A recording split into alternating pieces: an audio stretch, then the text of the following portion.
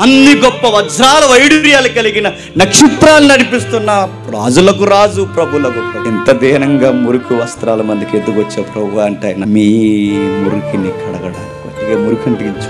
నీ పాదం పవిత్రమైనది, నీ చేతులు పవిత్రమైనవి, నీ శిరస్సు అపరంజిని పోలినది, నీ యొక్క కళ్ళు బంగారు కళ్ళు వంటివి. ఎంత పవిత్రమైన దేవా, ఈ మురుకు వాడల్లోనికి మా బతుకుల్లోకి ఎందుకు వచ్చావయ్యా అంటే నా పవిత్రతను మీకు ఇచ్చి మీ మురుకుని నేను రాసుకోవడానికి వచ్చాను. ఆయన పట్టాభిషేకం యెరూషలేము గోడల మధ్య కాదు, ఆయన పట్టాభిషేకం ఈ ప్రజల మధ్య కాదు, అక్షరాలు ఆయన పట్టాభిషేకం ఆకాశానికి భూమికి మధ్య. సిలువలో ఆయన పట్టాభిషేకం, సిలువలో ఆయన పట్టాభిషేకం కట్టడానికి వీరుడు మానవుడు దైవం ఇలలోకి వచ్చి నా పాపాల కొరకు ఆయన పట్టాభిషేకాన్ని, సిలువను పట్టాభిషేకంగా స్వీకరిస్తాడు. అది జరుగుతుందని ముందస్తుగా పైలట్లను పంపించాడు. నన్ను గుర్తించండి. ఆ పైలట్స్ ప్రకంపనలు చేశారు, ప్రకటన చేశాడు. రాజు రాబోతున్నాడు, దీనుడుగా రాబోతున్నాడు. గుర్తుపట్టరేమో సుమా, గుర్తుపట్టరేమో అనుకుని గుర్తులతో సహా చెప్పడానికి రాజు వచ్చాడు, వస్తున్నాడు అవడానికి గుర్తులు భారవాహక జంతువుని ఎక్కొస్తాడు. గుర్తు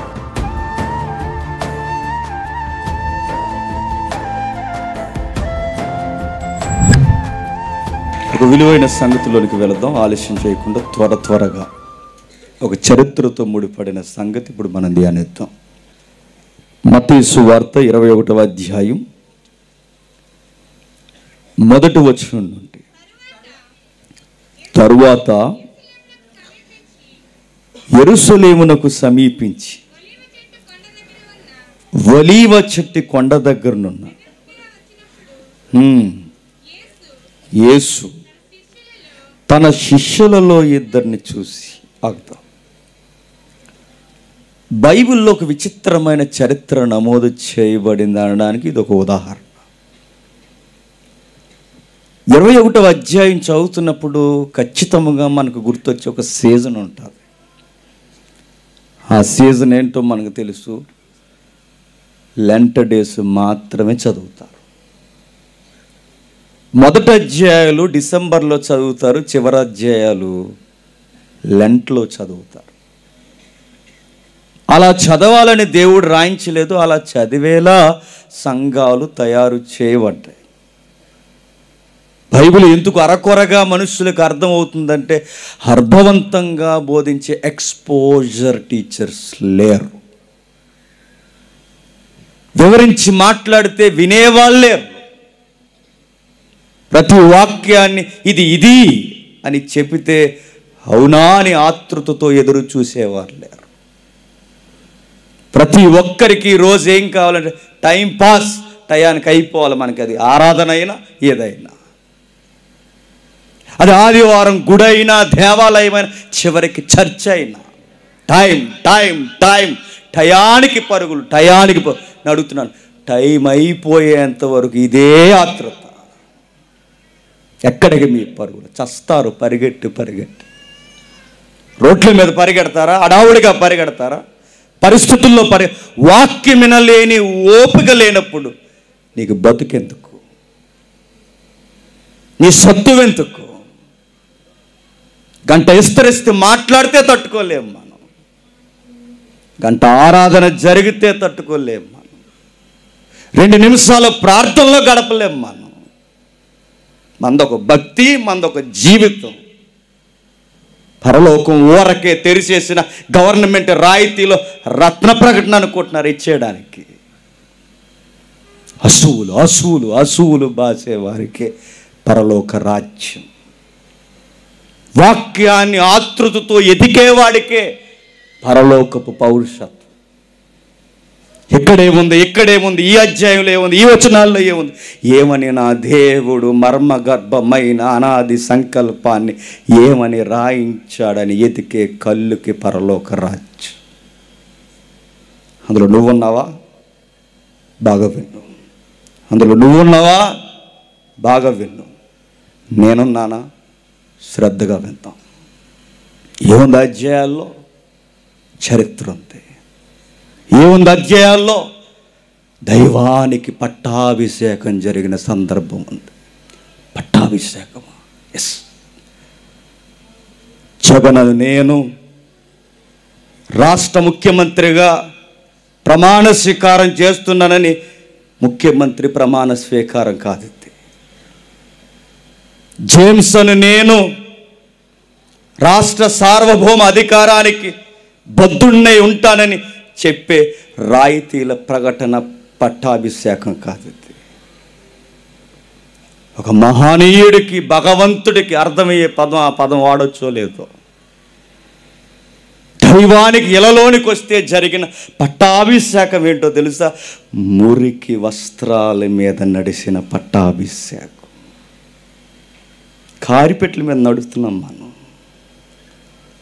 సోఫా సెట్ల మీద కూర్చుంటున్నాం మాయకుండా, కుర్చీలు తుడుచుకుని కూర్చుంటున్నాం చెమట ఎక్కకుండా. వస్త్రాలు గాడిద మీద మాసిన వస్త్రాల మీద నడిచాడు నా దైవం యేసుక్రీస్తు. మాసిన వస్త్రాలు మోసే భారవాహక జంతువునెక్కాడు ఆయన. మాసిన వస్త్రాల మీద నడిచాడు ఆయన. యెరూషలేము నడి వీధుల్లో పట్టాభిషేకం జరుగుతున్న సమయం అది. ఎప్పుడో సీజనల్గా చదువుతానంటే వింటది, ఎప్పుడో లెంట్లో చదువుతానంటే వింటది. సీజనల్గా రాయబడిందా బైబిల్లో? ఈ సీజన్లు ఇచ్చేదవండి, ఈ సీజన్లు ఇచ్చేది. ఈ ఏమన్నా వాతావరణ ఋతుక్రమమా? ఈ టైంకి ఇది చదవడా? అందుకే నేను ప్రతిసారి అనే మాటే మరలా అంటున్నాను, కొన్ని అధ్యాయాలు మనం చదవాలంటే ఆ సీజన్ వస్తే కానీ చదువుతా లేదు. మనం 90వ కీర్తన చదవాలంటే ఎవడొకడు చచ్చిపోతే కానీ చదవరు, చచ్చిపోలే ఎవడొకడు. 90వ కీర్తన చదవాలంటే చనిపోవాలి. 121వ కీర్తన చదవాలంటే ఎవడొకడు పుట్టాలి. 21వ అధ్యాయం చదవాలి అంటే మరలా నీకు శ్రమ దినాలు రావాలా. గుండెల్ని పొడి చేసే చరిత్ర ఉంది అక్కడ. దీని వెనకాల రాయబడిన ప్రవక్తన సంభాషణలో యూద జాతి, జూయిష్ పీపుల్, ఇజ్రాయెల్ కంట్రీలో అలెగ్జాండర్ అడుగు జాడలు ఉన్నాయి. అలెగ్జాండర్కి యేసుప్రభు పట్టాభిషేకానికి సంబంధం ఏంటనుకుంటున్నారేమో, చాలా సంబంధం ఉంది. Greek Veerudu, the great Alexander. ఎవరో గ్రీకు వీరుడు, అక్కినేని గారు అబ్బాయి కాదు. 30 ఏళ్ళకి ఒంటె చేత్తో గడగడలాడించి హిందూ దేశం సింధు నది వరకు, పరివాహక ప్రాంతం వరకు వచ్చి ఎండాస్ అని పిలిచి అక్కడి నుంచి చెమటెక్కించిన ద గ్రేట్ అలెగ్జాండర్ కుర్రోడు. డిస్ప్లే కనబడుతుంది చూడండి. ఈట ఇసిరినంత వరకు రాజ్యం ఆయనదే, కత్తి ఇసిరినంత వరకు రాజ్యం ఆయనదే, ఎక్కడ దిగినా ఎక్కడ అడుగెట్టినా రాజ్యం ఆయనదే. ఆయన కల్లెర చేసినా, కనుసైగ చేసినా, కన్నెక్కడేసినా రాజ్యం ఆయనదే. జయించని రాజ్యమే లేదు, ఎదురు నిలబడే రాజ్యమే లేదు. మగసిరి గల మగాడు ద గ్రేట్ అలెగ్జాండర్. ఈ రెండిటికి సంబంధం ఉంది, చరిత్రలో సంబంధం ఉంది. ఏమి రాయబడిందో నీకు నాకు తెలియాలంటే ఆ మాట మరలో ఒకసారి చదువుదాం. జస్ట్ అలా వినండి, మెల్లగా చరిత్రలోకి వెళ్దాం. తర్వాత యెరూషలేము సమీపించి ఒలివ చెట్టు కొండ దగ్గర ఉన్న బెత్ఫగేగు అని వచ్చినప్పుడు యేసు తన శిష్యులిద్దరిని చూసి, ఎదుటనున్న గ్రామానికి వెల్లుడి, ఎల్లగానే కట్టబడి ఉన్న ఒక గాడిదయు దానితో ఉన్న ఒక గాడిద పిల్లయు మీకు కనబడు, వాటిని విప్పి నా యొద్దకు తోలుకుని రండి. ఎవడైనా మీతో ఏమైనా అని ఎడల అవి ప్రభువునకు కావలసి ఉన్నవని చెప్పవలను. వెంటనే అతడు వాటిని తోలిపెట్టునని చెప్పి వారిని పంపెను. ప్రవక్తలు చెప్పబడినది నెరవేరినట్లు ఇది జరిగింది. ఆ ప్రవక్తల దగ్గరే ఉంది చరిత్ర, ఆ ప్రవక్తలు చెప్పిన దగ్గరే ఉంది చరిత్ర. ఆ చరిత్రలో ప్రవశించిన ఆ ప్రవచనాలకి, ఈయన నడకకి, యెరూషలేము పట్టాభిషేకానికి చరిత్ర ఉంది. యెరూషలేముకి ఎందుకు వస్తున్నాడంటే 30 సంవత్సరాలు సైలెంట్ మినిస్ట్రీ చేశాడు. బైబిల్ ఎరిగినోడికి అర్థమవుద్ది ఈ భాష. 30 సంవత్సరాలు సైలెంట్ మినిస్ట్రీ, 3 సంవత్సరాలు సౌండ్ మినిస్ట్రీ. మరలా 30 సంవత్సరాలు సైలెంట్ మినిస్ట్రీ, నిశ్శబ్దమైన పరిచర్య. 3 సంవత్సరాలు బహిరంగ పరిచర్య. ఈ బహిరంగ పరిచర్యలో వస్తున్నాడు. ఎందుకు యెరూషలేముకు వస్తున్నాడు? 1 పట్టాభిషేకం, 2 ప్రక్షాళన. పట్టాభిషేకం ఏంటి? ప్రక్షాళన ఏంటి? పట్టాభిషేకం దేనికి? ప్రక్షాళన దేనికి? ప్రక్షాళన యెరూషలేము దేవాలయానికి, పట్టాభిషేకం యేసుక్రీస్తుకి. అంత ఘనముగా జరిగింది ఆయన పట్టాభిషేకం అంటే. నేను అంటానండి, ఏడిపోచ్చే మాట, ఘనముగా ఇంత హీనముగా ప్రపంచంలో ఎవ్వడికి జరగలేదు. ఏ రాజుకి, లోకల్ ప్రెసిడెంట్ కూడా జరగదండి అంత ఘనహీనంగా. పంచాయతీ ప్రెసిడెంట్ కూడా బంగారు సాలువాలు కప్పుతాం. ఇది మెంబర్లకు కూడా 2000 రూపాయలు బొక్క ఇస్తున్నాం. ఇన్నైతే కాస్త కోస్తా 4 మాటలు మాట్లాడి, ఉర్రోతులుగే మాటలు మాట్లాడి అటు ఇటు తిరిగితే కుర్ర స్పీకర్లు మాకే వేస్తున్నారు బంగారు కుర్చీ, మాకే కప్పుతున్నారు సాలువాలు. ఇంత అధ్వానంగా, ఇంత దరిద్రంగా, ఇంత దారుణంగా, ఇంత దిగువ స్థాయిలో పట్టాభిషేకం. అసలు పట్టాభిషేకం అనాలి ఆ పదాన్ని అంటే. అసలు అంత దారుణంగా సత్కరించిన దాఖనాలు మానవ చరిత్రలో ఎవరికి లేవు. మన ప్రభువుకు జరిగింది దారుణాతి దారుణమైన అభిషేకం. మానవ చరిత్రలో గొప్ప గొప్ప వాళ్ళు ఉన్నారు. ఈయనకి ఎంత దారుణంగా జరిగిందో మీకు తెలియాలంటే అసలు పట్టాభిషేకం అంటే ఎలా ఉంటుంది? జస్ట్ హిస్టరీ చూడండి ఒకసారి. రీసెంట్గా ఒక ఆవిడ చనిపోయింది. 1953వ సంవత్సరంలో ఎలిజబెత్ రాణి మనం చనిపోయింది కదండి. ప్రజల కొరకు ప్రజలలో నుంచి ఎంపిక చేయబడిన ప్రజాస్వామ్య ప్రభుత్వం ప్రపంచ దేశాల్లో జరుగుతున్న వ్యవస్థమించిన సామ్రాజ్యం, బ్రిటిష్ సామ్రాజ్యంలో ఇంకా రాజుల పాలన జరుగుతుంది. ఈ రోజుకి రాజుల పాలన, పెత్తందారి వ్యవస్థ, రాయల్ ప్రీస్ట్స్ పనిచేస్తున్నారు అక్కడ. వాళ్ళే ప్రవక్తలు, వారే నాయకులు, వారే రాజులు, వారే యాజకులు, వారు చెప్పిందే శాసనం. ఇప్పటికీ ఆడోళ్ళు, మగాళ్ళు, రాణీలు, రాజులుగా వ్యవహరిస్తారు అక్కడ. మొన్నే చనిపోయింది. జాగ్రత్తగా చూడండి, ఒక్కొక్క పదాన్ని నేను చెప్తాను. 1953లో పట్టాభిషేకం నా ప్రభువుకి, నీ ప్రభువుకి, మనం నమ్ముకున్న దైవానికి ఎంత అవమానం జరిగిందో తెలియాలంటే ఒక మానవులకి జరుగుతున్న పట్టాభిషేకం కళ్ళతో చూడ. ఇది చరిత్ర. సౌండ్ తగ్గిస్తాం.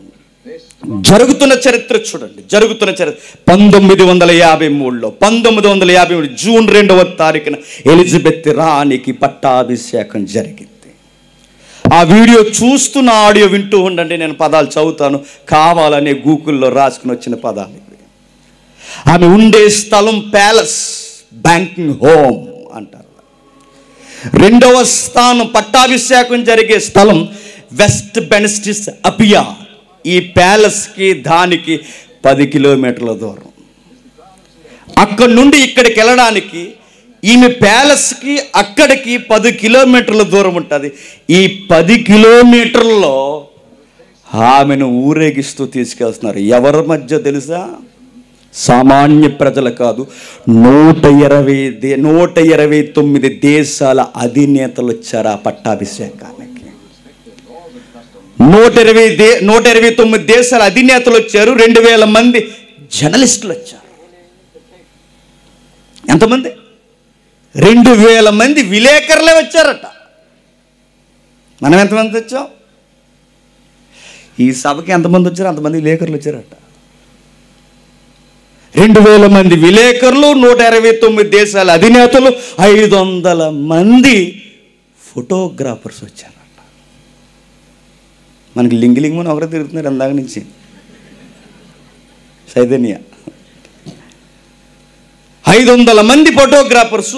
బీపీసీ, ఆ రోజుల్లోనే బీపీసీ మెయిన్ లైన్ ఛానల్లో ఆ రోజుల్లోనే 1953లో లైవ్ ఇచ్చారట. ఆ వీడియో అది. ఆమెను తీసుకుని రావడానికి దేశ అధినేతలు కథలొచ్చారు. ఆమెను తీసుకుని రావడానికి సైంటిస్టులు లేచి నిలబడ్డారు. సైనికులు కవాతులు చేస్తారు. అరబ్ బిషప్పులు వచ్చారు, అరబ్ పీస్టులు వచ్చారు, సోషలిస్టులు వచ్చారు, సోషలిస్ట్ స్టేటస్ కలిగిన వారు వచ్చారు. వీరు వెనక 8 తెల్ల గుర్రాలు వచ్చాయి. బంగారు రథం వచ్చింది. ఎలిజబెత్ రాణి పైకెక్కింది. ఆమె తలపై, బాగా వినాలి, ఆమె తలపై పెట్టిన కిరీటం సుమారు 1333 డైమండ్స్ పొదికిన కిరీటం. అది ఒక డైమండ్ అంటే కనబడం మనం ఇక్కడ 1333 డైమండ్స్తో ఆ కిరీటం చేశారట. ఎండి బంగారం చేత చేయబడిన ఒక గౌను అది వేసుకొని చూసారా? ఎండి బంగారం చేత చేసిన ఒక గౌను ఆవిడకేశారు. ఆమె అభిషేకానికి వాడిన నూనె, తైలాభిషేకం. ఆమె అభిషేకానికి వాడిన 6 రకాల సుగంధ ద్రవ్యాలతో ఆయిల్ తయారు చేశారట. ఆ గౌను మొయ్యడానికి ఒకరు, గౌనికి భద్రత ఒకరు, గౌనికి ఎస్కాట్ ఒకరు, గౌనికి బాడీ గార్డ్ ఒకరు, గౌనిని దారం లెగిస్తుందా లేదో చూసేవాడు ఒకడు. అప్పటికప్పుడు గుట్టేస్తారనమాట. అభిషేకించే సమయంలో ఆమె కిరీటం పెట్టడానికి బాగా మళ్ళీ ఈ కిరీటం తీసి మరలా ఈ కిరీటం చేసి పూర్తిగా బంగారంతో చేసిన, ఆఫ్రికా నుండి వచ్చిన ఒక ప్రత్యేకమైన డైమండ్తో చేసిన ఒక కిరీటాన్ని ఆమె మధ్యకు తెస్తాడు అభిషేకం జరిగే సమయానికి. 516 క్యారెట్ల కలిగిన డైమండ్ తీసుకొచ్చి, కింగ్ ఆఫ్ ఆఫ్రికా అని ఒక డైమండ్ తీసుకొచ్చి ఆమె నెత్తి మీద పెడతారట. ఈ విధముగా ఆమె కోట్ల సంపదకి చూస్తుండగా ఆమెకు పట్టాభిషేకం జరిగింది. ఒక మనిషికి ఎంతలాగా పట్టాభిషేకం జరిగింది. మొన్నే చచ్చిపోయింది. ఒక మనిషికి ఇంతలా పట్టాభిషేకం జరిగింది. ఒక మనిషికి, ఒక స్త్రీకి ఇంత పట్టాభిషేకం జరిగింది. కానీ రాజులకు రాజు, ప్రభులకు ప్రభు, ప్రజలకు రాజు అయిన మన దేవుడు దైవం ఇళ్ళలోకి వస్తే బంగారు గౌను ఆయనకి ఆవిడకేస్తే మాసిపోయిన వస్త్రాలు మన ప్రభువుకి వేశారట. బంగారు కిరీటాన్ని, ఆఫ్రికా డైమండ్ ఆమె నెత్తి మీద పెడితే పక్కనున్న చిన్న చిన్న కొమ్మలు ఇరుసుకుని వచ్చి ఈత చెట్లతో, ఈత మట్లతో ఆయన దగ్గరకు వచ్చి, రాజా రాజా జయము జయము అన్నారు.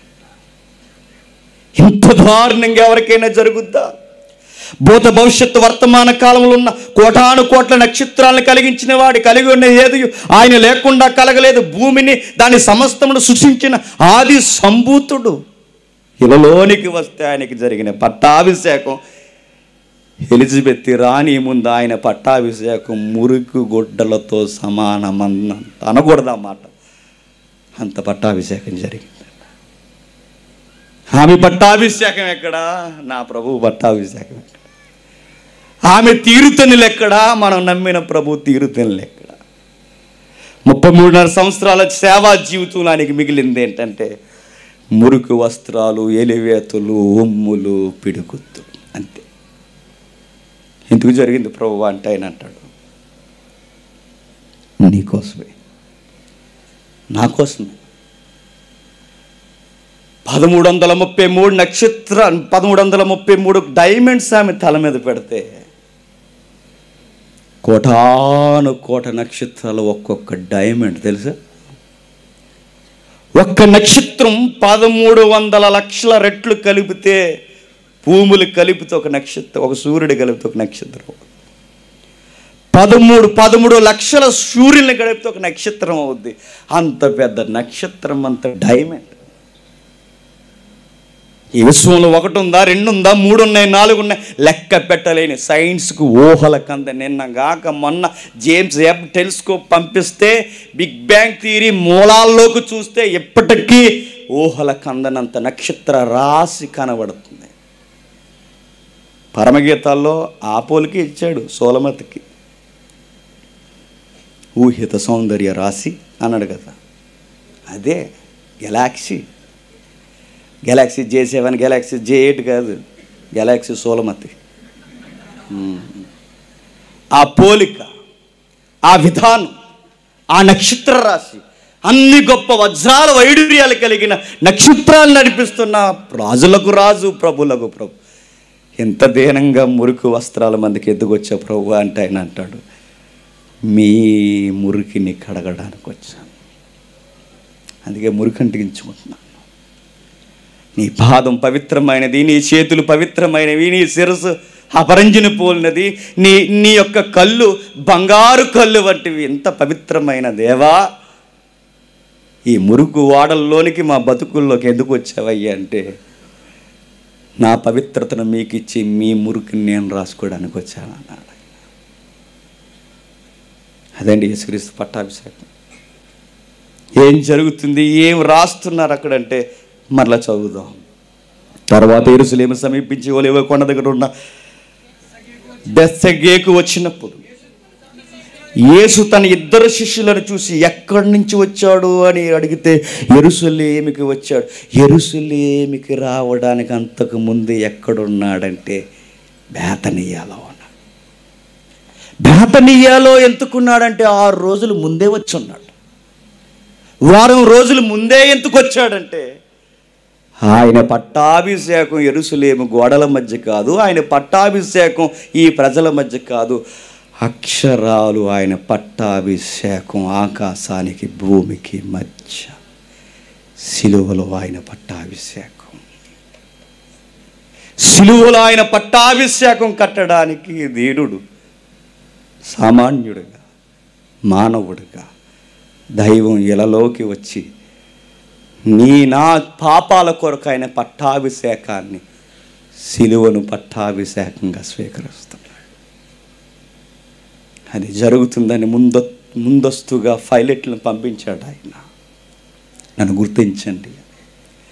ఆ పైలట్స్ ప్రవక్తలు ప్రకంపనలు చేశారు, ప్రకటన చేశాడు, రారాజు రాబోతున్నాడు, దీనుడుగా రాబోతున్నాడు. గుర్తుపట్టరేమో సుమా, గుర్తుపట్టరేమో అనుకుని గుర్తులతో సహా చెప్పడానికి, రాజు వచ్చాడు వస్తున్నాడు అనడానికి గుర్తులు, భారవాహక జంతువుని ఎక్కొస్తాడు, గుర్తు గుర్తు గుర్తు. ఆయన వస్తున్నప్పుడు ఇలా వస్తాడు, గమనించండి. ఇవి మనకు గుర్తులు. ఇదిగో ఆయన బేతనియా నుంచి వచ్చాడు. వచ్చే సమయానికి ఆ ఏరియాలో ఏం జరుగుతుంది? పస్కా ఫెస్టివల్ జరుగుతుంది. స్టిల్ నౌ ఏం జరుగుతుంది ఈరోజు? ఏం జరుగుతుంది చెప్పండి. ఏంది వెళ్ళినట్టు అంత వద్దులేండి, చెప్పండి. భోగి రేపు. దీనికి ఎంత అడావుడిగా మనుషులు ఉంటారో దీనికి 1000 రెట్లు అడావుడిగా ఉంటుంది ఇజ్రాయేల్ దేశం పస్కా టైంలో. పస్కాకు ఎక్కడెక్కడున్న ప్రజలందరూ ఖచ్చితంగా అటెండ్ అవుతారు ఆ టైంలో. ఆ రోజుల్లో యేసుప్రభు వచ్చే సమయానికి పస్కా టైములో అటెండ్ అయిన పబ్లిక్ సంఖ్య సెన్సస్ 20 lakhs. ఆ రోజు 20 లక్షల మంది వచ్చారట. ఆ రోజులు 20 లక్షలు అంటే మాట్లాడండి. ఈ రోజుకి గుంటూరు, ఏపీ, మన తెలుగు రాష్ట్రాల్లో ఉన్న యూదులు పస్కా జరుగుతుందంటే ఆ టైంకి అక్కడ వాలిపోతారు తెలుసా? మన ఇండియాలో, మన తెలుగు రాష్ట్రాల్లో, మన పక్క జిల్లాల్లో ఉన్నారు యూదులు. ఎప్పుడో గొడవలు వచ్చి ఎదిరిపోయి వచ్చారు కదా, పెద్ద చరిత్ర. గ్రీకులు తరిమేసినప్పుడు, బాబిలోనియన్స్ తరిమేసినప్పుడు, మెడో పెర్షియన్స్ తరిమేసినప్పుడు, యూదులు పన్ను కట్టలేనప్పుడు తరిమేసినప్పుడు మన గుంటూరు కూడా వచ్చేసారు యూదులు. యూదుల పేరు మీద ఒక ఊరే ఉంది, యూదుల పేరు మీద ఒక ఈదే ఉంది. యూదులే మన మధ్య ఇంకా ఉన్నారు. సరిగ్గా పస్కా టైంకి వెళ్ళిపోతారు. అలాగే ఈ రోజుకి జరుగుద్ది. ఆ రోజు కూడా జరిగింది. 20 లక్షల మంది ఆ రోజు వెళ్ళిపోయారు ఆ టౌన్లోకి. అంతేనా? లాజరుని బతికించినప్పుడు అందరూ ఆయన్ని వెంబడిస్తున్నారు. అంతేనా? యెరూషలేము ప్రజలు కాస్తో కూస్తో ఆయన వలన మేలును పొందిన వారు ఉన్నారు. అంతేనా? పస్కాకి 20 లక్షల మంది వచ్చారు. ఇంతమంది చూస్తుండగా ఈ టైంలో యెరూషలేముకి వచ్చాడు. ఇప్పుడు 2 విషయాలు జరగాలి. ఒకటి పట్టాభిషేకం, చెప్పండి. 2 ప్రక్షాళన. పట్టాభిషేకం పట్టాభిషేకం ఎక్కడ ప్రభువా నువ్వు కోరేదంటే, ఆయన పట్టాభిషేకం, ఆయనకి పట్టాభిషేసేంత ఎవరు లేడులేండి భూమి మీద. ఆయన కోరుకున్న పట్టాభిషేకం సిలువ, అది ఆయనే చేసుకుంటాడు. ఆయనను అభిషేకించేంత ఎవడో లేడులేండి. ఇప్పుడు నేను ముఖ్యమంత్రి అయితే నా ముఖ్యమంత్రి పదవిని అభిషేకించడానికి లోకల్ గవర్నర్ కావాలి. గవర్నర్ ఏం చెప్తుంది చెప్పాలి నేను. గవర్నర్ గారు చదువుతారు అక్కడ నిలబడి, జేమ్స్ అని నేను ఎందుకు ఇలా చెప్తుంటే బాగుంది నాకు అవం కాబట్టి. గవర్నర్ చెప్తుంటే ఇలా గవర్నర్ చెప్పింది చెప్పాలి. ఇప్పుడు ముఖ్యమంత్రిని అభిషేకించేది కేంద్ర స్థాయి మనిషి అక్కడ ఉన్నాడు లోకల్గా. కేంద్ర స్థాయి మనిషి ఎవరంటే పొలిటికల్ వ్యూలో లోకల్ గవర్నర్. ఈ మనిషి స్టేట్ గవర్నమెంట్కి సంబంధించినోడు కాదు, ఈ మనిషి సెంట్రల్ గవర్నమెంట్కి సంబంధించినోడు. సెంట్రల్లో ఒకడు ఉన్నాడు అనడానికి ముఖ్యమంత్రి పక్కన గవర్నర్ ఉంటాడు. అందుకే ఏం చెప్పినా గవర్నర్ గారికి ముందు బొకే ఇచ్చి చెప్పాలి. గవర్నర్ ఇంటికి వెళ్ళారు, గవర్నర్ బంగ్లాకి వెళ్ళారు, ఎందుకంటారు అనుకున్నారు? కేంద్ర ప్రభుత్వం అని చెప్పాలి. ఇక్కడ ఈ మనిషిని అభిషేకించిన అక్కడ కేంద్రం ఉంది. ఇక్కడ లోకల్ ప్రెసిడెంట్ అభిషేకించడానికి మరొక లోకల్ అధినేతలు ఉన్నారు. ప్రతి ఏరియాకు ఒకడు పైన ఒకడు ఉన్నాడు. ఇప్పుడు ప్రభువుని అభిషేకించడానికి, ప్రభువుని అభిషేకించేంత పైన ఎవడున్నాడు? ఎవడు లేడు. అందుకే ఆయన అభిషేకం నువ్వు అనుకుంటున్న అభిషేకం కాదు, నేను అనుకుంటున్న అభిషేకం కాదు, నువ్వు అనుకునే పట్టాభిషేకం కాదు, నేను అనుకునే పట్టాభిషేకం కాదు. ఆయన పట్టాభిషేకం వేరు. ఆయన పట్టాభిషేకం పట్టాభిషేకం సిలువను మీద వేలాడి పట్టుకుని వేలాడే పట్టాభిషేకం. ఎదురొచ్చేశాడు సిలువకి. ఎవడా అన్నాడట, మీ యేసుప్రభు ఎటు పరిగెట్టలేక దొరికిపోయాడని. కాదురయ్యా, కాదు. ఆయన సావుకి ఎదురొచ్చాడు. ఆయన కావాలని ఎదురొచ్చాడు. ఆయన పరారైపోవాల్సిన అవసరం లేదు. ఆయన సావునే సావు దెబ్బ కొట్టడానికి వచ్చాడు. మరణాన్నే మరణం చేత తుంగలోనికి తొక్కడానికి వచ్చాడు ఆయన. అది ఆయన కోరిన పట్టాభిషేకం. మనుషులను పట్టి పీడిస్తున్న ఈ జాడ్యం మరణాన్ని దాని అంతు చూడడానికి వచ్చాడు ఆయన. స్వామిని స్వాగతించి దాని సంగతి ఏంటో చూడడానికి వచ్చాడు ఆయన. నా పాపాలకు వచ్చిన, మన పాపాల వల్ల వచ్చిన గర్భం, అది దాల్చిన మరణం, దాన్ని చీల్చి చెండడానికి వచ్చాడు ఆయన. నీకు నాకు ముందుగా మరణమా నీ విజయం ఎక్కడని అడగడానికి వచ్చాడు. నిలదీసి కడగడానికి వచ్చాడు. మట్టి మనుషులను మహిమగా మార్చడానికి వచ్చాడు. అందుకు నా ప్రభు పట్టాభిషేకానికి 6 రోజులు ముందే బేతనీయకు వచ్చి కూర్చొని యెరూషలేం టైమింగ్కి కరెక్ట్గా స్టార్ట్ అయ్యాడు. ఇలా స్టార్ట్ అవుతాడని పైలట్స్ చెప్పారట. ఎవరా పైలట్స్? దానియేలు. ఎవరా పైలట్స్? జకర్య. ఎవరా పైలట్స్? ఓల్డ్ టెస్టిమెంట్ ప్రాఫిట్స్ చెప్పారు. వాళ్ళు చెప్పిన దానిలో విచిత్రమైన సంభాషణ ఉంది. ఆ సంభాషణ పక్కాగా చెబుతున్నాడు. చూడండి, జకర్య గ్రంథం ముగించుకుందాం. జకర్య గ్రంథం 2వ అధ్యాయం. జకర్య గ్రంథం 2వ అధ్యాయం, క్షమించండి, 9వ అధ్యాయం. జకర్య గ్రంథం 9వ అధ్యాయం 9వ వచనం. జస్ట్ వినండి, అక్కడ చాలా ఇంపార్టెంట్ మాట ఉంది మనకి. సియోను నివాసులారా బహుగా సంతోషించుడి. యెరూషలేము నివాసులారా, అంత సీరియస్గా తిరగకండి, మలాకి పక్కనే ఉంటుంది. ఓ తెగ తిప్పేస్తున్నారు. అలా మత్తయికి పక్క వస్తే మలాకి పక్క వస్తే అది కూడా రాతాలు పక్క వెళ్ళిపోయి ఆనందించబడు అంతే. 9వ అధ్యాయం 9వ వచనం. సియోను నివాసులారా బహుగా సంతోషించుడి.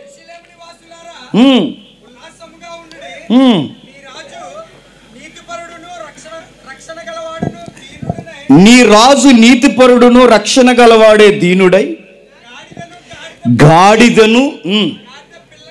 గాడిద పిల్లను ఎక్కి నీ యొద్దకు వచ్చుచున్నాడు. కింగ్ ఆఫ్ కింగ్స్, రాజులకు రాజు. రాజులకు రాజు అనడానికి ఒకవేళ నమ్మలేమో, విట్నెస్ సైన్. ఆ సైన్ ఏంటో తెలుసా? ఆయన గాడిద మీద ఎక్కొస్తాడు. నీకు రుజువు ఏంటో తెలుసా? ఆయన గాడిద. నువ్వు రాజు అనగానే కిరీటాలు, నువ్వు రాజు అనగానే వజ్రాలు, నువ్వు రాజు అనగానే రాజవస్త్రాలు, నువ్వు రాజు అనగానే జయహో, ఇలాంటివి ఉండవు. గాడిద ఉంటుంది, గుర్తెట్టుకోండి అన్నాడు. ఆ గాడిద ఎప్పుడైతే వస్తుందో, ఆ పవిత్ర పవిత్రమైన, అంటే ఏ దెబ్బ, ఏ మచ్చ, ఏ బెండు లేని దాని మీదకి ఎప్పుడైతే వ్యక్తి ఎక్కువస్తాడో ఆ వ్యక్తే క్రీస్తు, ఆ క్రీస్తే మెస్సయ్య, మెస్సయ్యే దేవసుతుడని గుర్తట్టండి. నిన్న మొన్న ఎవరో సహోదరుడు అడిగాడు, ఎందుకు ఇశ్రాయేలీయులు యేసు ప్రభువుని నమ్మలేదంటే కళ్ళు మూసుకుపోయి నమ్మలేదు. కళ్ళుకి మదమెక్కి నమ్మలేదు, బరువెక్కి నమ్మలేదు, వాళ్ళ మత పిచ్చి బుర్రలకు బాగా ఎక్కి నమ్మలేదు. తృణీకరించిన వాళ్ళ తృణీకరణ ఈరోజు మనకి కృప అయింది, మనకి రక్షణ అయింది. ఎందుకు దేవుడు ఇశ్రాయేలుని ఇంకా ఉంచాడంటే వాళ్ళ తిరస్కారము మనకు రక్షణ అయింది. అయినను వాళ్ళని అనడానికి సరిపోం, కానీ బాధలు అనే మాట దగ్గరగున్న మనిషిని గుర్తించలేకపోయారు, అది బాధ. అంతే కదండి. భర్త ఉన్నంతకాలం భర్తలు తెలియదు, భార్య ఉన్నంతకాలం భార్యలు తెలియదు, తండ్రి ఉన్నంతకాలం తండ్రిలు తెలియదు, అమ్మ ఉన్నంతకాలం అమ్మలు తెలియదు. వెళ్ళిపోయాక తెలుస్తుంది ఆ బోసు పరిస్థితులు ఎలా ఉంటాయి. అప్పుడు లబోదిబాను కొట్టుకున్న బుర్రలకి ఎక్కదు. అడుగు పెట్టి మధ్యకు వచ్చి మీతో మాట్లాడి స్వస్థత కుళ్ళిన శవాలను లేపి నిలబెట్టి ఇన్ని చేసి ఆ నిశ్శబ్ద కాలం ముగించి బహిరంగ పరిచర్యలోకి వచ్చి చెప్పినట్టుగా ఫైలెట్టి మాట్లాడినట్టుగా ప్రాప్సీ నెరవేరినట్లుగా భారవాహక జంతువు వెనక్కి వస్తుంటే ఇది ఎక్కలేదట వీళ్ళకి. మరి ఏమెక్కిందో తెలుసా? అలెగ్జాండర్ వచ్చాడు. బాగా వినాలి. అలెగ్జాండర్ వచ్చాడు. అలెగ్జాండర్ బాగా వినాలి. ఒక్కసారి ఇమేజ్ చూపించు. అలెగ్జాండర్ ఎప్పుడైతే వచ్చాడో ద గ్రేట్ అలెగ్జాండర్ దులుమాడేస్తున్నాడు. ఎక్కడెక్కడ తెలుసా? ప్రతి ప్రాంతాన్ని దులుమాడేస్తున్నాడు. హామాతు, కహాతు, సిరియా, దాని క్యాపిటల్ డమస్కస్, అస్కనజ్, ఎక్కడెక్కడైతే ఏ ప్రాంతాలు ఉన్నాయో ఆ మెసొపొతేమియా ప్రాంతాన్ని మొత్తం కబాడీ ఆడుతున్నాడు గ్రీకు వీరుడు. అస్కనదు, హామాతు, ఆ ప్రాంతాలు ఏవైతే ఉన్నాయో తూరు, సీదోను, ఈ ప్రాంతాలు రేవి పట్టణాలన్నీ ఒక్కొక్కటి వలిసేసుకుంటూ సముద్ర ప్రాంతాలు, తీర ప్రాంత మెలేసుకుంటూ గుర్రాలు వేసుకుని వచ్చేస్తుంటే యెరూషలేము ప్రవక్తలు, యెరూషలేము పెద్దలు, ఇశ్రాయేలు పెద్దలు వెళ్ళి అన్నారట, రాజా రాజా నీకు స్వాగతం అని మైళ్ళు ముందే వెళ్ళిపోయి అన్నారట, ఇదిగో మా దేవుడు మీ గురించి రాయించాడు వస్తాడని. మా దేవుడు మీ గురించి వ్యతిరేకంగా రాయించలేదు. మా దేవుడు మీ గురించి ఏమని రాయించాడంటే ఆయన వచ్చి మిమ్మల్ని ఏమన్నాడని రాయించాడు. ఇది ఈ రెఫరెన్స్ మీకోసమే అని చూపించారట. ఆ రెఫరెన్స్ ఏంటో తెలుసా? చూస్తారా? చూడండి ఒకసారి. ఇదే జకర్యా గ్రంథం, ఇదే జకర్యా గ్రంథం. ఇది జూయిష్ పీపుల్స్ దగ్గర ఉన్న చరిత్ర చదవండి. మీకు ఓపుకుంటే యెరూషలేము చరిత్ర చదవండి. మీకు ఓపుకుంటే అలెగ్జాండర్ దండయాత్రలో, యెరూషలేముకి అలెగ్జాండర్ దండయాత్రలో ఇజ్రాయేల్ దేశానికి వారికి జరిగిన ఒప్పందం చదవండి. యేసుప్రభుని ఎందుకు నిర్లక్ష్యం చేశారో బాధ కలుగుతుంది. 9వ అధ్యాయం మొదటి వచనం. అద్రాకు దేశమును గూర్చి, దమస్కు పట్టణమును గూర్చి వచ్చిన దేవోక్తి. దమస్ సిరియా క్యాపిటల్ డమస్కస్. యాలియనగా యెహోవా సర్వజనులను, సర్వనరులను, ఇశ్రాయేలు గోత్రపు వారందరినీ లక్ష్య పెట్టువాడు గనక దాని సరిహద్దులను ఆనుకొని ఉన్న ఆమాతును గూర్చి, జ్ఞాన సమృద్ధి గల తూరు సీదోను గూర్చి రాత్రి అన్న చెప్పాడుగా సునీల్ అన్న. ఆ తూరు సీదోనికి ఒక రాజు, ఆ రాజుగారు కూతురు, ఆమె తలకమాసిన కూతురు యెజబేలు. ఆ యెజబేలు, యెజబేలు, బేల్, బేల్, యెజబేల్. బేల్ అంటే దేవుడు, బేల్ అంటే భగవంతుడు, బేల్ అంటే భగవానుడు, బగబగ మండేవాడు, వారు సూర్యదేవుడు. తూరు సీదోను పట్టణాలంటే సముద్ర పట్టణాలు అవి. మధ్యధరా సముద్రాన్ని ఆనుకున్న అతిపెద్ద తీర ప్రాంతాలు వారు నమ్మే దేవుడు సూర్యుడు. ఎందుకు సూర్యుని నమ్ముతారంటే సముద్ర గర్భం మధ్య నుంచి అలా వస్తుంటే ఈడే దేవుడు, ఎంతకు మించిన దేవుడే ఉన్నాను దండాలు పెట్టడం మొదలెట్టాడు. అది బయల్, బయల్. అందులో వచ్చిన పేరు యెజబేల్, బయల్. ఆ సీదోను పట్టణానికి ఒక రాజు, ఆ రాజు ఈ సూర్యదేవుడు ఆరాధికుడు. ఆమెను పెళ్లి చేసుకున్న తర్వాత ఆహాబు తీసుకొచ్చాడు. సూర్య దేవత, దేవీ దేవతల ఆరాధన ఇజ్రాయేల్. అందుకే దేవుడు తాట తీసాడు వాళ్ళకి. ఆ ప్రాంతాలే వారికి జ్ఞానం ఉంది, కట్టడ సంపద ఉంది, సంఖ్యాశాస్త్రం తెలుసు వాళ్ళకి. డ్రైనేజ్ వ్యవస్థ ఆ రోజుల్లోనుంది, కట్టడి వ్యవస్థ ఆ రోజుల్లోనుంది. వారికి తెలిసినంత అప్డేట్ నాగరికత బహుశా తీర ప్రాంతాలు ఎవరికి తెలియదు. అంత జ్ఞానం ఉంది. ఎంత జ్ఞానం ఉంటే ఉంది, దేవుని గురించి శూన్యం ఉంది బుర్రల్లో. దేవుని గుర్చిన 0% ఉన్నారు. చెప్పాడు దేవుడు ఆమాతును గుర్చు, జ్ఞాన సమృద్ధి గల తూరు సిదోను గుర్చు, అది వచ్చును, ఏదొచ్చును, మీ మీదకి పనిష్మెంట్ వచ్చును. తూరు పట్నపు వారు ప్రాకారముల కోటను కట్టుకొని ఇసుక రేణువులంత విస్తారమైన ఈదుల్లోని కసువంత విస్తారముగా సువర్ణమును సమకూర్చుకుంటారు. ఇసుక జల్లినట్టు ఉందట బంగారం. యెహోవా సముద్రమందుండు దాని బలమును నాశనం చేసిరి, దాని ఆస్తిని పరుల చేతికి అప్పగించచ్చు, అది అగ్ని చేత కాల్చబడును. అగ్ని చేత ఎంత దాచుకునేలా బంగారం అంతా అగ్గేసి కాల్చేసేవాడు ఒకడు వస్తాడట. ఆ అగ్గేసేవాడే చెప్పండి, ద గ్రేట్ అలెగ్జాండర్ ప్రాఫెసీ. అది అగ్ని చేత కాల్చబడును.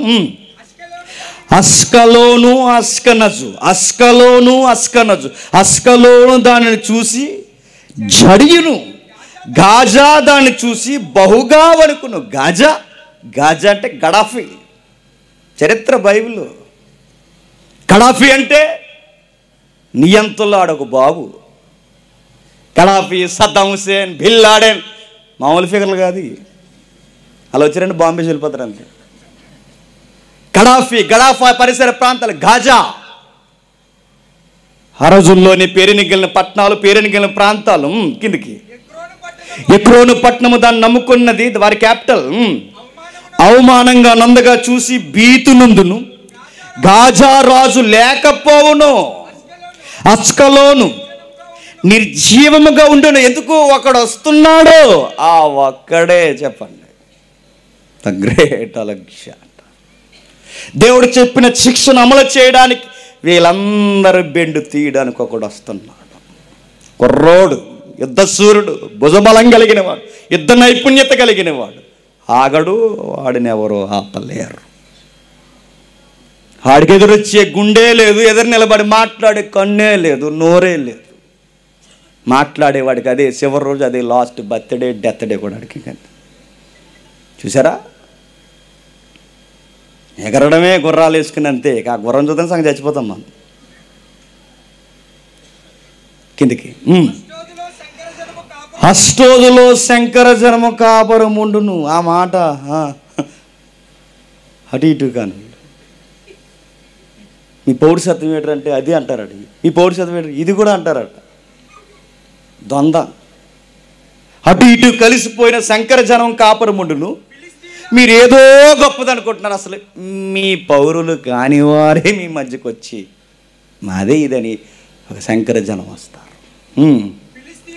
ఫిలిస్తీన్ల అతిశయాస్పాదమును నేను నాశనము చేసేదను, వారి నోట నుండి రక్తమును వారికను తినకుండా వారి పండ్ల నుండి ఏయమైన మాంసమును నేను తీసివేదును.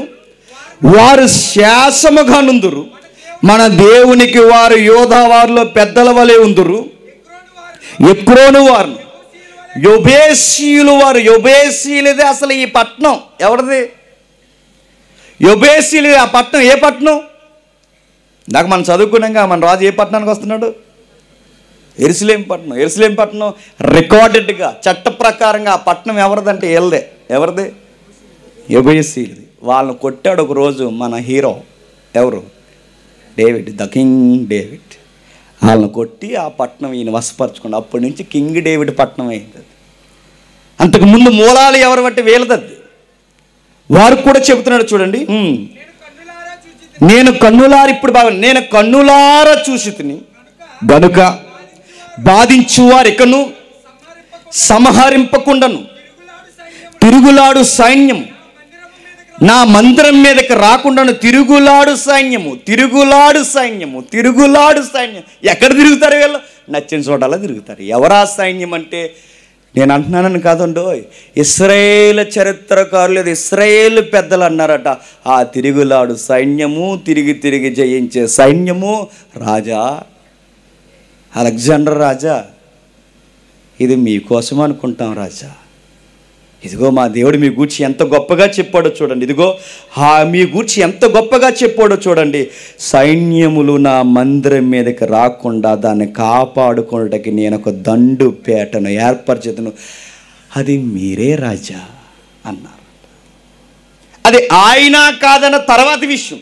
తమ్మును తాము డిఫెన్స్ చేసుకోవడానికి, తమ్మును తామును కాపాడుకోవడానికి వాళ్ళు అడ్డెట్టుకున్న రెఫరెన్స్ ఏంటి చెప్పండి? చూచాయిగా ఉన్న ఏవో దండులను అది మీరే మా దేవుడు చెప్పాడు మీ గురించికే అన్నారట.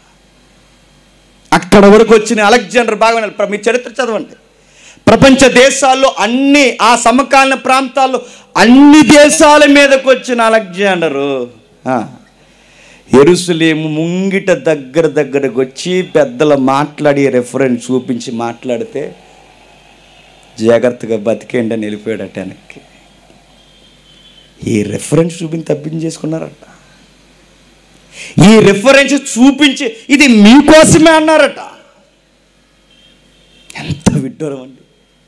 స్పష్టత లేనిది, గుర్తు లేనిది, సరి అయిన ఆధారం లేనిది చూపించి అలెగ్జాండర్నే గుర్తించారే.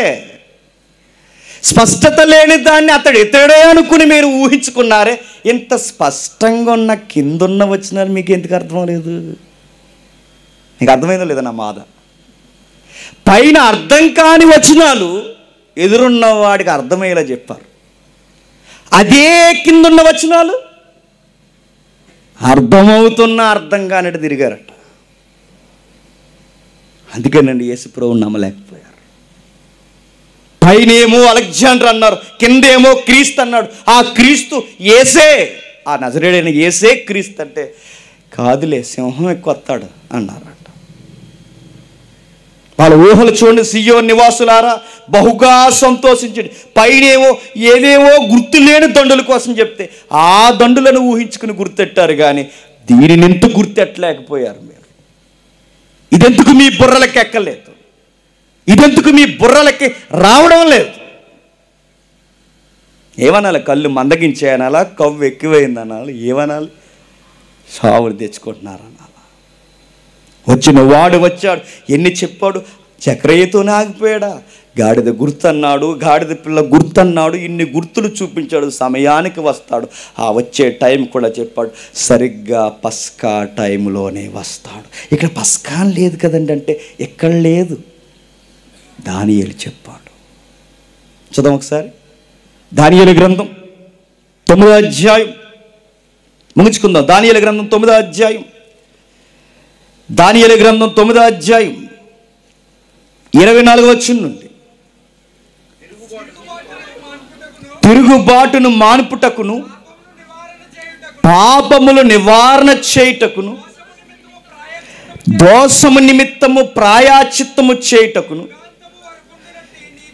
యుగాంతమర వరకుండు వంటి నీతిని బయలుపరచుటకు,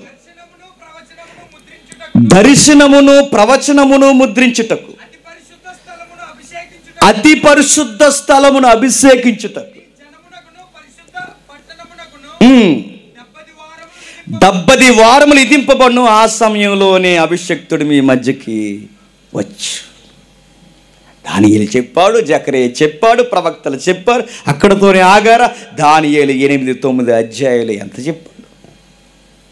ఇన్ని చెప్పాడు. ఇన్ని చెప్పినా గుర్తించలేదట. ఎందుకు గుర్తించలేదు? అహం, గర్వం. మీరే భక్తులని ఒక యవ్వారం, మీకు తెలిసినంతగా ఎవరికీ తెలియదన్న ఒక అహంకారం. దేవుడు ముందుగా మిమ్మల్ని పిలిచాడని ఎదుటి వాళ్ళ మీద చిన్న చూపు, నజరేతు ప్రజల మీద పట్టని ఒక తలంపు.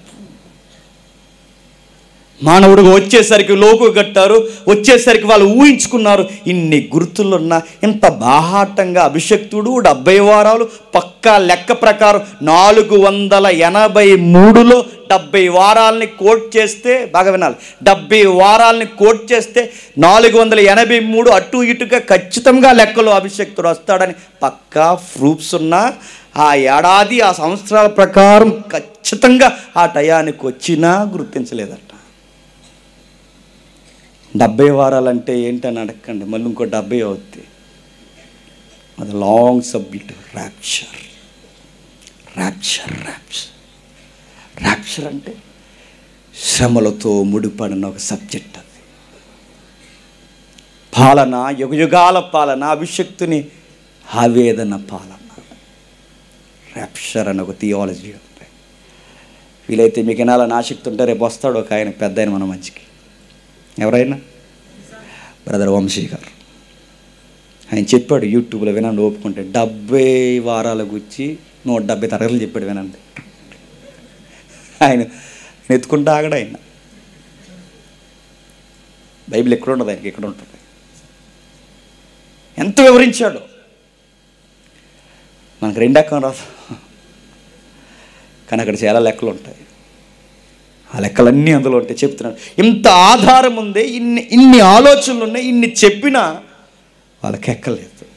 ఎందుకు ఎక్కలేదంటే వాళ్ళు అనుకుంటున్నారు యెరూషలేముకొచ్చు అభిషక్తుడు రోమ ప్రభుత్వం మీద యుద్ధము చేస్తాడు అనుకున్నారు. మా క్రీస్తు రోమా ప్రభుత్వం మీద యుద్ధం చేస్తాడు అనుకున్నారు, కనుకే నమ్మలేదు. గమనించాల్సింది, ఆయన యుద్ధము చేయడానికి కాదు, మరణముతో యుద్ధము చేయడానికి యెరూషలేము వస్తున్నాడు. ఆయన మరణముతో యుద్ధం చేయడానికి, మరలా ఆయన మనుషులను చంపడానికి కాదు, మరి మనుషుల కొరకు చనిపోవడానికి వస్తున్నాడు. ఎదుటి వారి రక్తం కార్చడానికి కాదు, ఆయనే రక్తం కార్చడానికి వస్తున్నాడు. ఆయన నీకు నాకు నేర్పించేది మటలాది వారం కొరకు కాదు, మండిన గుండెను చూపించడానికి వస్తున్నాడు. నీకు నాకు చూపిస్తున్నది ఆయన వచ్చి రోమీల్ని చంపడానికి కాదు, రోమీలను నిన్ను నన్ను రక్షించడానికే వస్తున్నాడు. అచ్చు ఆయన పట్టాభిషేకం సిలువలో చేయించుకోవడానికే వస్తున్నాడు. అలెగ్జాండర్ అర్థమయ్యాడు, యేసుక్రీస్తు అర్థం అవ్వలేదు.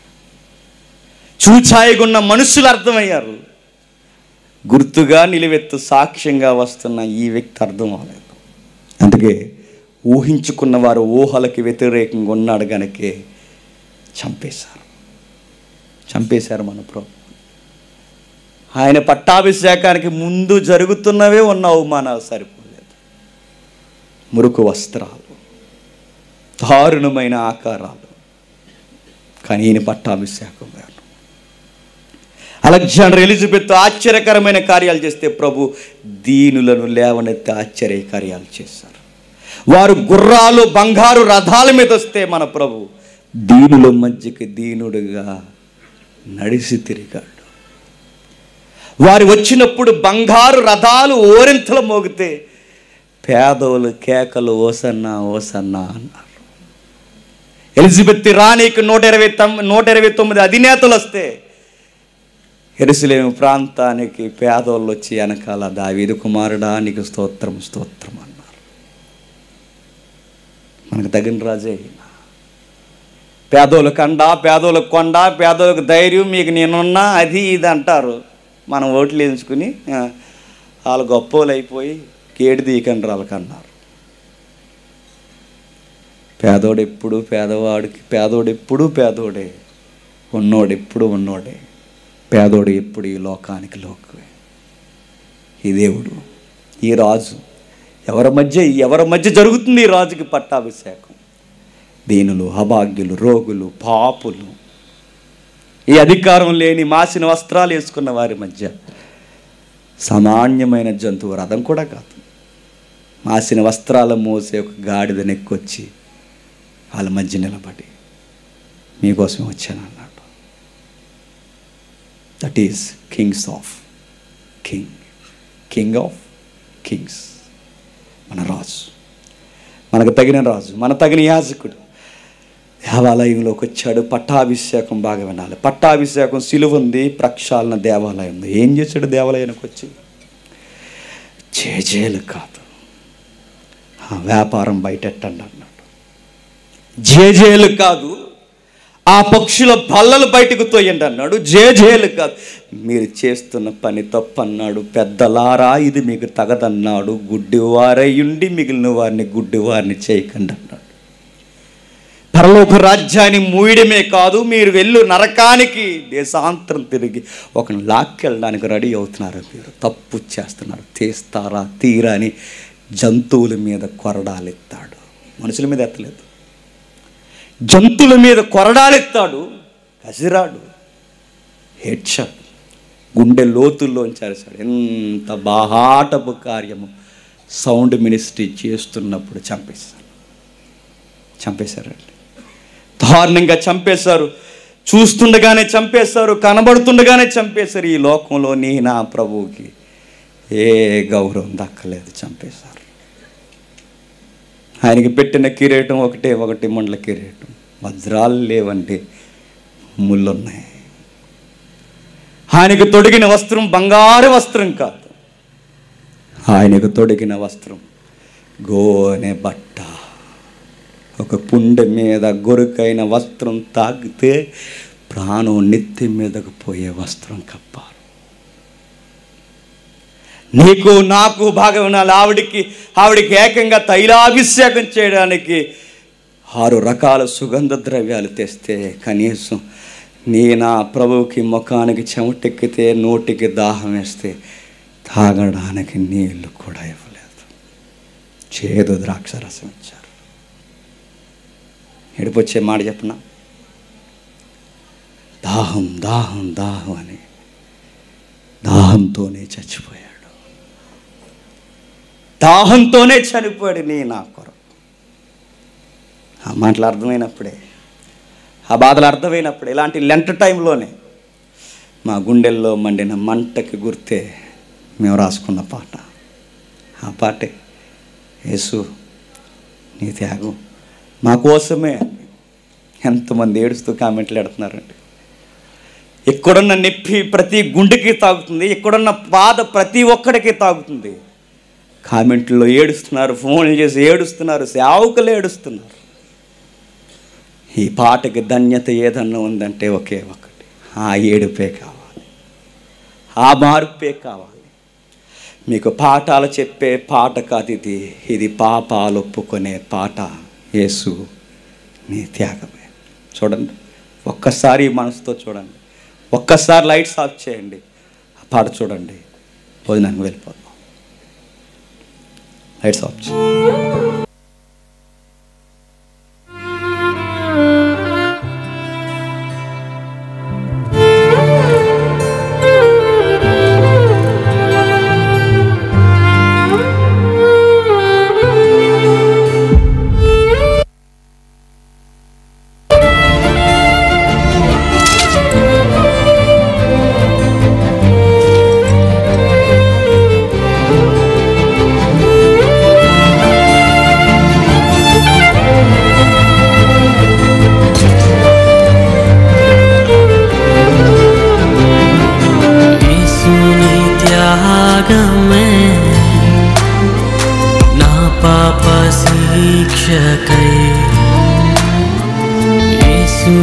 త్యాగమే నా పాప శిక్షకై. ఎన్నో నిందలు అవి నా కోసమా, మలినమైన నాగతం ఇక లేదయా. ఎన్నో నిందలు అవి నా కోసమా, మలినమైన నాగతం ఇక లేదయా. నీదేనయా నాకంటూ ఏమోతయ్యా, నా జీవితమే నీదేనయా నాకంటూ ఏమోతయ్యా.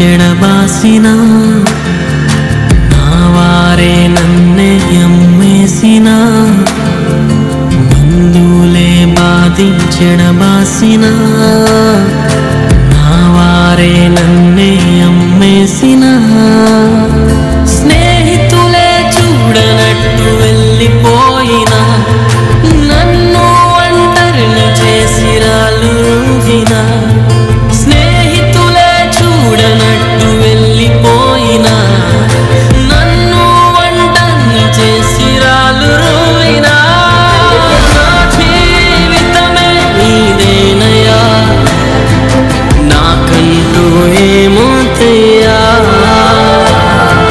నా జీవితమే నీదేనయ్యా నాకంటూ ఏమోతయ్యా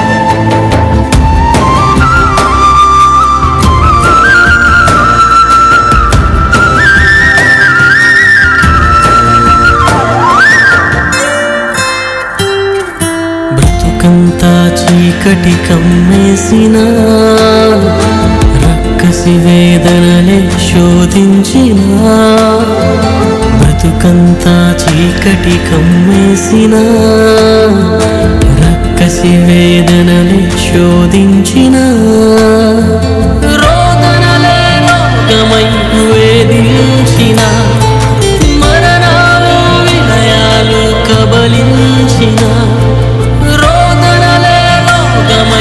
వేధించిన మరణాలు విలయాలు కబలించిన నా జీవితమే నీదేనయ్యా నాకంటూ ఏమోతయ్యా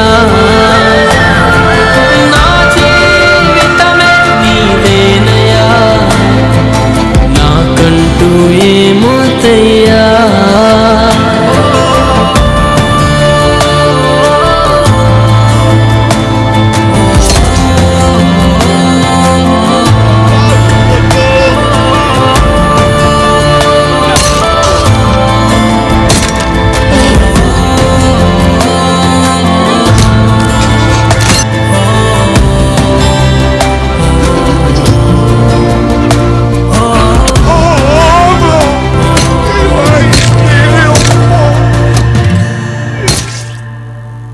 బలహీనతలో నన్ను బలపరచిన పాపినైన నాకై మరణించిన బలహీనతలో నన్ను బలపరచిన పాపినైన నాకై మరణించిన